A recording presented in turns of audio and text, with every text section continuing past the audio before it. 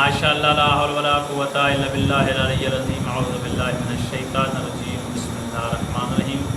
السلام علیکم ناظرین، آج جو ہم وظیفہ لے کر آپ کی خدمت میں حاضر ہوئے ہیں، بہت ہی بہترین وظیفہ ہے اور یہ کوئی عام وظیفہ نہیں۔ حضرت امام علی رضا بادشاہ والی خراسان ان کا یہ وظیفہ ہے، ان سے منسوب ہے مولا سے۔ مولا کی خدمت میں کوئی شخص آیا تو کہتا ہے کہ یا مولا، میں بڑی مصیبت میں ہوں، میں بڑی پریشانی میں ہوں، میں بہت بڑی بیماری میں ہوں، آپ مجھے کوئی دعا عنایت فرمائیں یا کوئی ایسا الفاظ بتائیں، کوئی ایسے لفظ تعلیم فرمائیں کہ میرے گھر سے مصیبت و بیماری دونوں دور ہو جائیں۔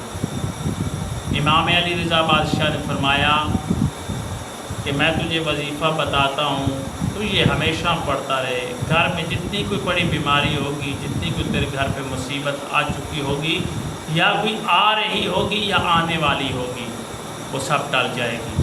یہ وظیفہ تو نے روزانہ کرنا ہے، بلا ناغہ کرنا ہے۔ امام علی رضا بادشاہ فرما رہے ہیں۔ تو وظیفہ کیا ہے؟ وہ وظیفہ میں آپ کی خدمت میں پیش کرنے جا رہا ہوں۔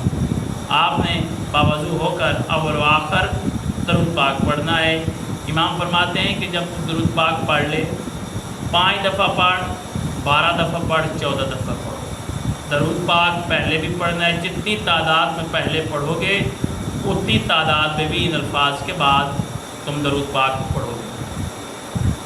اب وہ بہت خوش ہوا، کہتا ہے یا امام، آپ کا کہنا، آپ کا بتانا کبھی رائے گاہ نہیں جاتا، آپ بالکل سچ کہتے ہیں، آپ اللہ کی طرف سے امام ہیں، تو آپ حکم کیجئے، میں اس عمل کو ادا کروں گا۔ تو امام فرماتے ہیں کہ سب سے پہلے تو درود پاک پڑھے گا باوضو ہو کر، اور اس کے بعد یا واحدو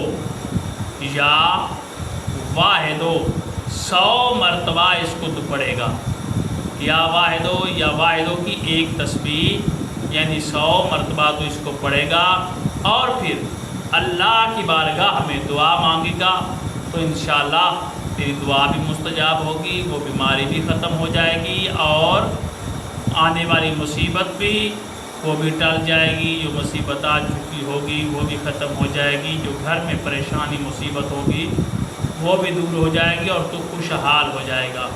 یہ وظیفہ ہے، آپ نے 100 دفعہ یا واحد کرنا ہے، انشاءاللہ اللہ آپ کو کامیابی عطا فرمائے گا۔ اللہ آپ کو اور ہمارا حامی ناصر ہو۔ خدا حافظ۔